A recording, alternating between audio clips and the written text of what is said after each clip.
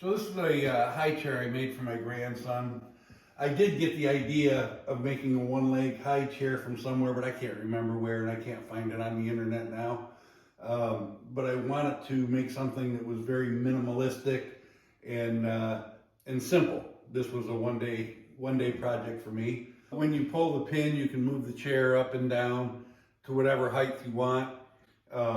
The chair itself is made out of quarter-sawn oak that I had in my wood pile for quite a while. The seat is quarter-sawn oak and then 1/2 inch and 3/4 inch dowels. The belt is just an old belt of mine, an old leather belt that I repurposed. It's not very complicated. The project took me about a day to put together, and he seems very happy with it.